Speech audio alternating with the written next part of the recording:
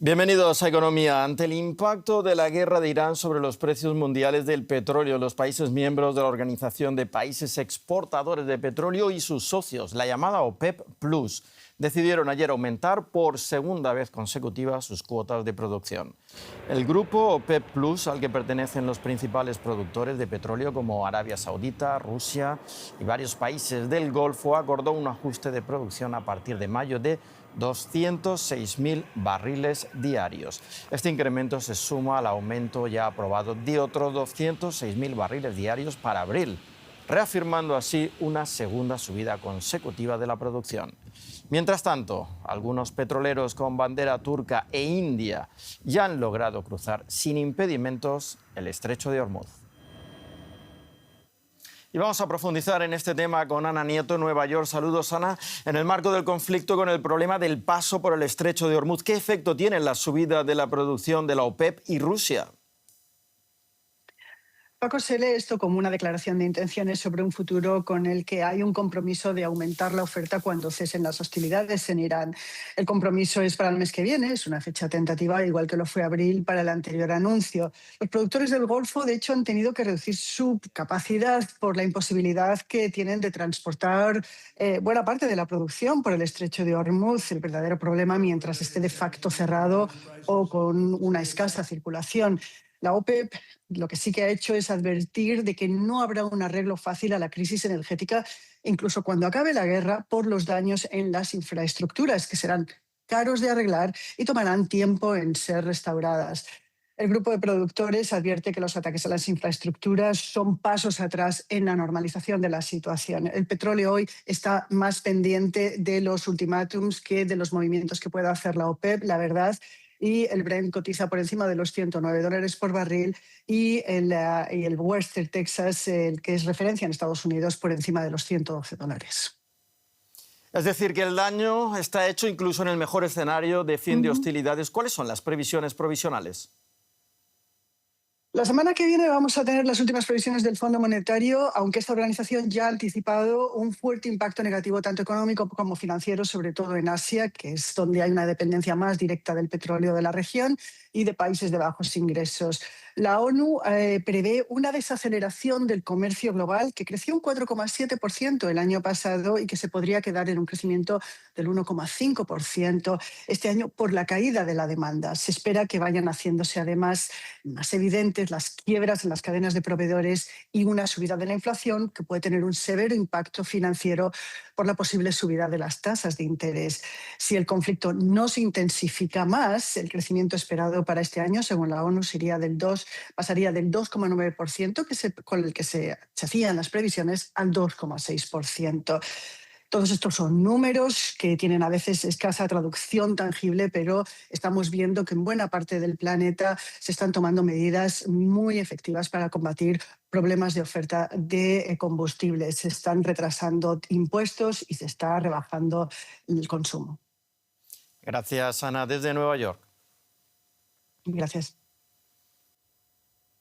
China sigue dependiendo en gran medida de las importaciones de crudo y, por lo tanto, es vulnerable a las perturbaciones geopolíticas. Sin embargo, la transición hacia los vehículos eléctricos, que se viene impulsando desde hace años, está empezando a reducir esta vulnerabilidad en el transporte por carretera, una de las principales fuentes de demanda de petróleo.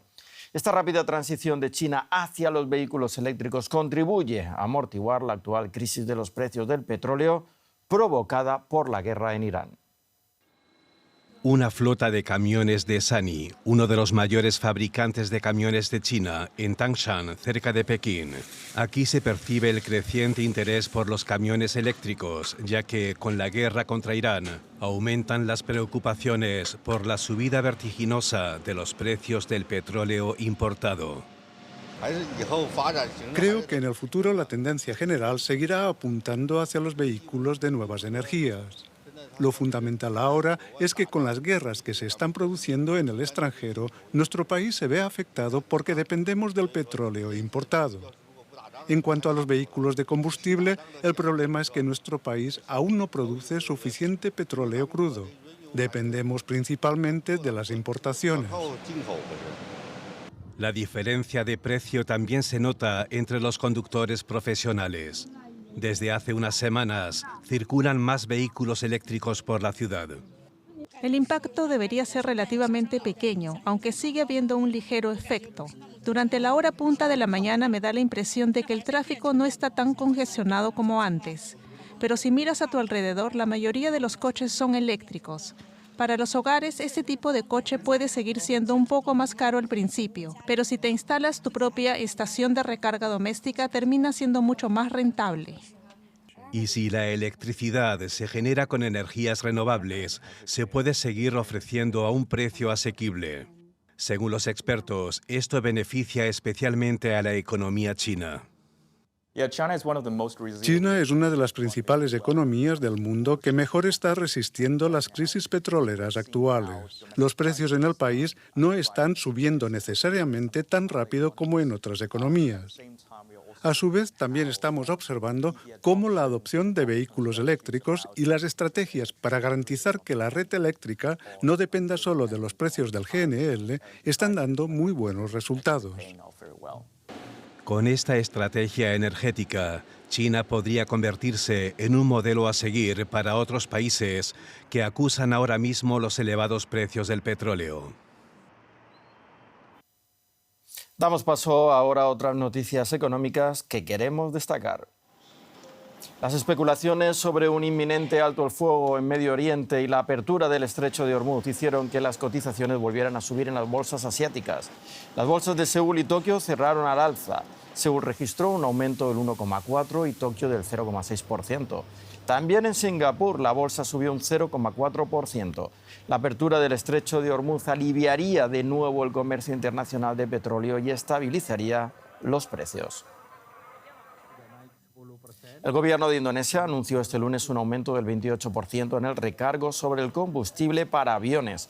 Yakarta permitirá también a las aerolíneas subir el precio de los billetes nacionales, sujeto a un umbral máximo establecido por el gobierno hasta un 13%. El ministro de Economía justificó la subida por el alza de los precios del petróleo a raíz de la guerra en Oriente Medio. Y no es la primera vez que hablamos de ello. El sector automotor alemán no pasa por su mejor momento. La competencia propia del sector, el encarecimiento de la cadena de producción y la propia confección de las piezas son algunos de los factores que han llevado a la crisis que atraviesa hoy Alemania. Muchas empresas trasladan parte de su producción a otros países con costes más bajos, como a Serbia. La empresa alemana de autopartes ZF invirtió 300 millones de euros en esta fábrica ubicada en la localidad serbia de Pančevo. Aquí produce recambios para electroautos de manera sostenible.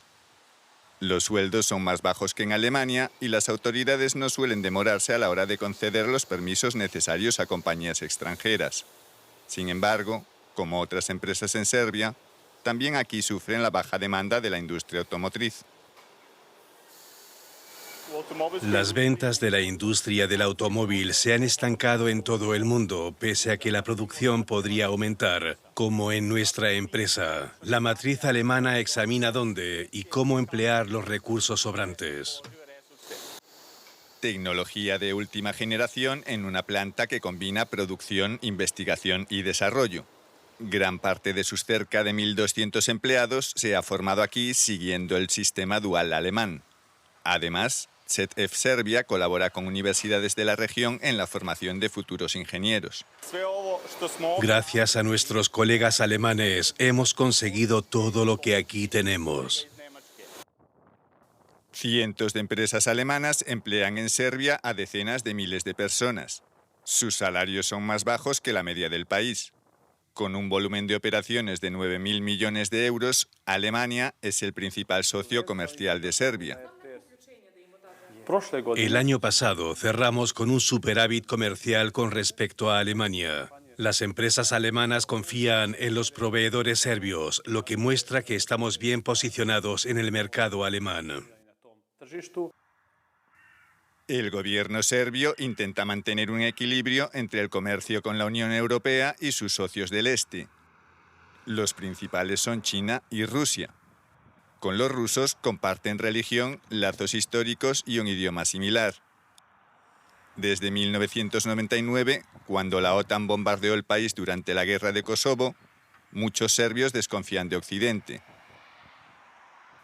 De ahí que apenas un 47% de los serbios apoye la adhesión a la Unión Europea, mientras que un porcentaje similar se opone.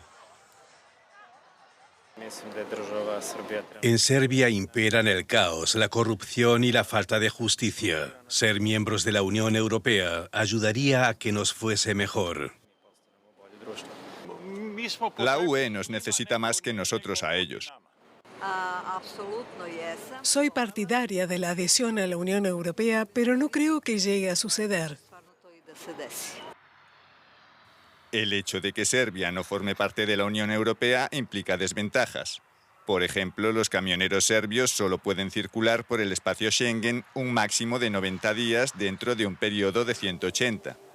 Algo insuficiente para las empresas de transporte, ya que sus camiones suelen operar en varios países de la UE para ahorrar costes, por lo que terminan superando ese límite temporal. Nuestro mayor problema actualmente es que muchos de nuestros camioneros son arrestados en la Unión Europea solo por hacer su trabajo. En Bruselas se negocia aumentar el número de días que los camioneros serbios pueden trabajar en el espacio Schengen. Ante la ausencia de resultados, el gremio anunció un bloqueo de pasos fronterizos a mediados de abril. Y esto es todo en el espacio de economía, pero ya saben que pueden informarse sobre estos y otros temas en nuestras redes sociales. En nombre de todo el equipo de DW en Berlín, gracias por elegirnos y hasta la próxima emisión.